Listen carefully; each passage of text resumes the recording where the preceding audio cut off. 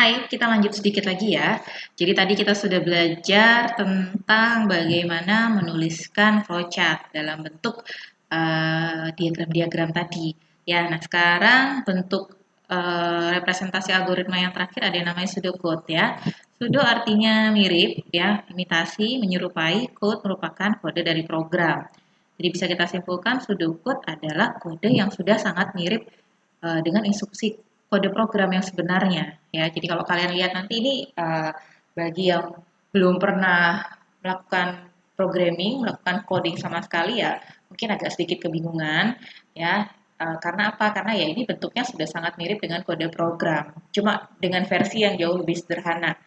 Ya, jadi kalau kode program salah titik, salah koma, ya sudah salah berarti programnya. Kalau pseudocode ya masih cukup fleksibel walaupun tentunya di sini juga ada beberapa pedoman-pedoman, patokan-patokan yang harus diikuti dalam membuat sebuah pseudocode ya. Di slide ini lebih banyak latihannya. Jadi nanti di bagian belakang ada cukup banyak latihan, nanti bisa kita bahas di pertemuan-pertemuan berikutnya ya. Kita review saja sedikit. Nah, jadi pseudocode itu akan memudahkan programmer ya. Saya garis bawahi ada kata programmer ya. Kalau kita udah ngomong programmer berarti seseorang yang paling tidak sudah pernah membuat program, sudah familiar dengan program. Nah, ini yang saya bilang di awal bahwa pseudocode ini agak kurang familiar bagi orang awam yang tidak berkecimpung langsung dalam pembuatan kode program. Ya, sehingga biasanya pseudocode ini apa namanya lebih lebih sempit penggunaannya dibandingkan dengan narasi, deskripsi atau bentuk flowchart ya. Kalau flowchart saya rasa tidak hanya di bidang ilmu komputer itu digunakan ya. Jadi flowchart sistem atau flowchart proses itu juga banyak digunakan ya. Jadi saya bisnis proses yang seperti itu sepertinya sudah familiar itu menggunakan yang namanya flowchart ya, tapi flowchart sistem bukan flowchart program. Nah, jadi memudahkan programmer untuk memahami dan menggunakannya karena mirip dengan kode-kode program yang sebenarnya. Ya, aturannya ya. Jadi setiap algoritma dalam pseudocode akan terdiri dari 3 bagian, ada bagian header, ada bagian deklarasi atau kamus, dan bagian algoritmanya.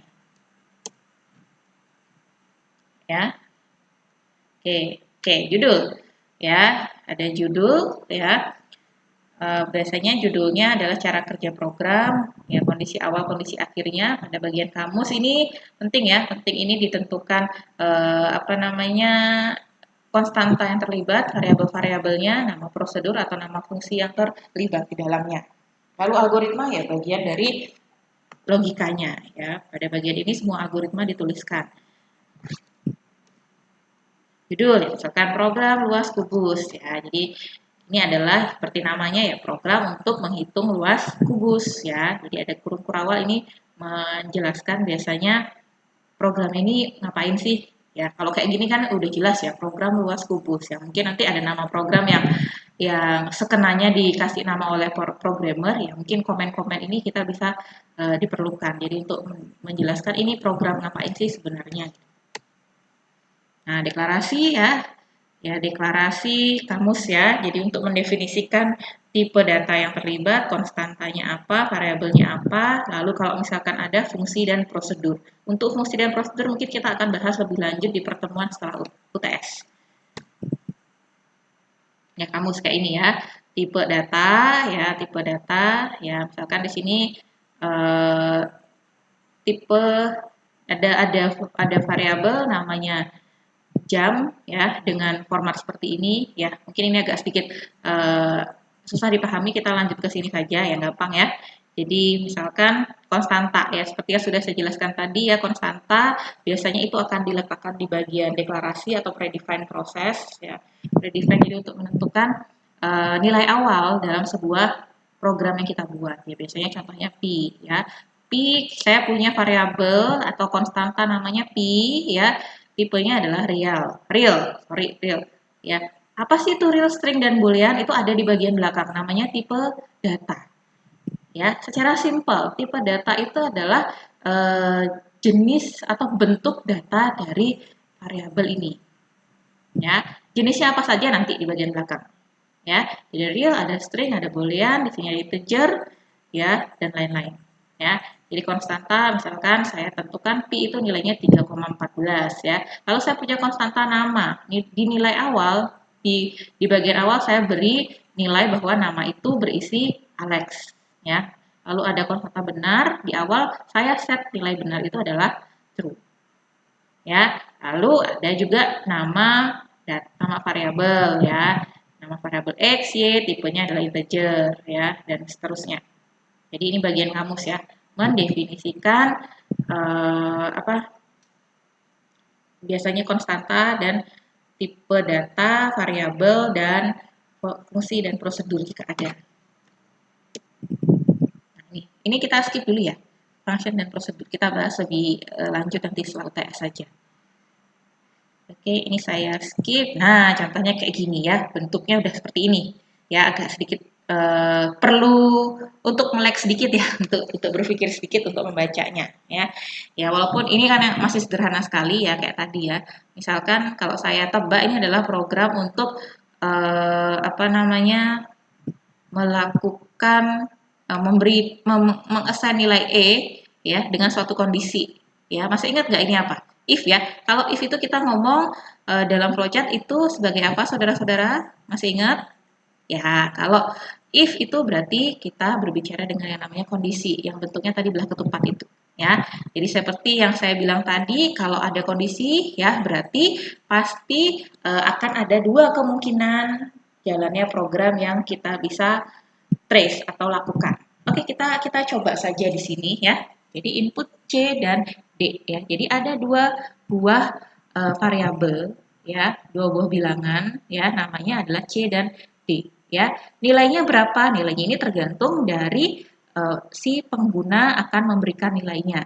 Ya, jadi secara simpel nanti ketika ada baris sudokut ini di layar kalian ketika program dijalankan itu akan muncul masukkan nilai C misalkan seperti itu. Nah, maka nanti kalian akan mengetikkan sesuatu di layar ya, maka yang kalian ketikkan di layar itu akan dimasukkan ke dalam nilai C. Ya, begitu juga dengan D. Sehingga nanti setelah user memberikan nilai C dan D, maka si variabel C dan D ini akan berisi sebuah nilai. Katakan saja ya, saya contohkan C berisi nilai 1, D itu berisi nilai 2, ya. Nah, di sini ada decision, ya. Ada percabangan. Apakah jika C kurang dari D, maka lakukan ini. Namun sebaliknya, kebalikan dari ini. Berarti kebalikannya apa? C-nya lebih besar dari D. Nah, jika terjadi hal tersebut di mana C lebih besar dari D, maka lakukan hal ini. Tadi C-nya 1, D-nya 2. Maka yang mana? Yang ini kan ya. C-nya lebih kecil dari 1. Maka nilai E adalah A ditambah B. Ya. Nah, di sini ya, mohon maaf ya, ada kesulitan lagi. Ada kesalahan lagi. A dan B-nya belum ada nilainya ya. Ya, A dan B-nya belum ada nilainya ya. Jadi sebenarnya mungkin harusnya di sini A dan B-nya itu seperti perintah di sini ya. Jadi harusnya ada assignment dulu ya, nilai A dan B-nya berapa. Ya. Oke. Jadi mungkin ini bisa di-assign di predefined proses atau mungkin juga di-assign di sini ya. Jadi minta user untuk memasukkan nilai A dan B. Intinya A dan B ini harus berupa nilai, harus terisi nilai dulu. Ya, nanti mungkin di contoh-contoh berikutnya akan lebih jelas. Nah, contoh paling sederhana ya. Nah, ini ya. Jadi nanti ini ya, kalau saya dulu waktu awal kuliah ya, program yang paling pertama saya buat itu namanya program Hello World ya. Kelihatannya keren, tapi apa? Itu adalah program untuk menampilkan tulisan Hello World, halo dunia di layar komputer saya. Ya, jadi coba nampilin sebuah kata atau sebuah kalimat. Anggaplah di sini saya ingin membuat program untuk menampilkan kalimat selamat belajar algoritma dan pemrograman. Maka sudokut yang terbentuk adalah akan saya beri nama programnya adalah program cetak string ya. Apa sih program ini? Ya, ini adalah mencetak string selamat belajar bla bla bla ke piranti keluaran atau ke layar. Deklarasinya apa? Deklarasi ingat gak tadi isinya apa? Deklarasi itu isinya variabel, isinya konstanta. Apakah ada input yang kita perlukan di sini? Ya, adakah data yang perlu kita olah? Gak ada kan? Kan cuma pengen nampilin saja. Ya, sehingga deklarasinya nggak ada. Algoritmanya apa? Ya, algoritmanya adalah tampilkan output ya. Kalau dalam flowchart tadi bentuknya apa? Jajar, genjang ya. Jadi tampilkan Selamat belajar algoritma dan pemrograman. Jadi kurang lebih sudut-sudutnya seperti ini. Kalau flowchartnya kayak gini ya. Jadi ada start, ada end. Ya, ada outputnya. Apa yang ingin kita tampilkan ke layar. Nah, jadi saya berikan contoh satu ya, penulisan sudokode ya. Menentukan nilai terbesar dari bilangan bulat yang dibaca dari piranti masukan dan menuliskan hasilnya ke piranti keluaran. Jadi misalkan di sini saya ingin meminta user untuk memasukkan dua buah angka, lalu saya akan menampilkan angka mana sih yang lebih besar dari dua angka yang dimasukkan oleh user. Ya, jadi caranya adalah di sini deklarasi ya, isinya adalah variabel-variabel yang terlibat. Jadi saya butuh 3 variabel di sini, variabel hasil, variabel X dan variabel Y. Ya, di mana X dan Y adalah angka yang akan dimasukkan oleh user, oleh pengguna yang akan dibandingkan. X lebih besar dari Y, ataukah Y lebih besar dari X. Algoritmanya ya seperti tadi, ya. Kita minta user untuk memasukkan dua buah angka yang akan kita bandingkan. Anggaplah X dan Y. Misalkan X-nya 2, Y-nya 1. Ya. Maka logikanya gimana? Logikanya kalau misalkan kita mau menampilkan angka yang lebih besar, tentunya kan kita harus ini ya, cek ya. Cek ya. Apakah X-nya lebih kecil dari Y, berarti kalau X-nya lebih kecil dari dari Y, maka bilangan terbesar yang mana? Adalah yang Y. Begitu juga sebaliknya, ya. Jika Y-nya lebih kecil dari X, maka bilangan terbesarnya yang mana? Tentunya yang X. Itu logikanya. Itu cara saya berpikir. Silahkan kalau kalian punya cara lain untuk menentukan nilai terbesar dari dua buah bilangan, silahkan. Tapi kalau cara berpikir saya seperti tadi, saya akan membandingkan atau mengecek ya, mana yang lebih kecil, X-nya lebih kecil atau Y. Kalau X-nya lebih kecil, maka yang terbesar adalah Y. Sebaliknya, jika Y lebih kecil dari X, maka X adalah bilangan terbesar. Ya, maka algoritmanya saya tuangkan seperti ini. Saya bandingkan X sama Y. Ya, tadi contohnya berapa? Y-nya X-nya 2, Y-nya 1 gitu ya. Jadi misalkan apakah 2 lebih kecil dari 1? Tentu tidak. Karena tidak, maka kita abaikan. Langkah ini kita abaikan. Kita langsung masuk ke bagian else, lawannya, kebalikannya. Atau dengan kata lain, di sini apakah X-nya lebih besar dari Y? Apakah 2 lebih besar dari 1? Benar kan? Kalau benar, maka hasil adalah X. Ya, hasil adalah X ya. Maka kita tampilkan hasil. Ya, sehingga bilangan terbesar adalah X. Dengan kata lain, X lebih besar dari Y. Ya, jadi kurang lebih seperti itu. Nah, bagian logika program itu kalian di sini ya. Kalian terjemahkan di sini. Bagaimana kalian berpikir dan bagaimana kalian merumuskannya. Ya, kalau masih bingung itu sangat wajar ya, sangat wajar sekali ya. Jadi bentuk-bentuk ini tentunya agak kurang familiar bagi yang belum terbiasa untuk melakukan programming. Tapi seiring berjalannya waktu saya sangat amat yakin banget ya bahwa nanti lama-lama akan terbiasa kok lihatnya. Nah, flowchartnya seperti ini. Start ya, input X-nya adalah X sama Y-nya. Apakah X kurang dari Y ya? Kalau iya, maka hasilnya Y. Jika tidak, maka hasilnya X. Ini lambang on page connector. Ya, karena nggak cukup, kita sambung di sini. Nah, tadi saya bilang ya, tipe data. Ya, nah jadi tipe data adalah pengelompokan data berdasarkan isi dan sifatnya. Ya, setiap program itu ditujukan untuk apa sih? Yaitu adalah memproses data, mengolah data menjadi informasi.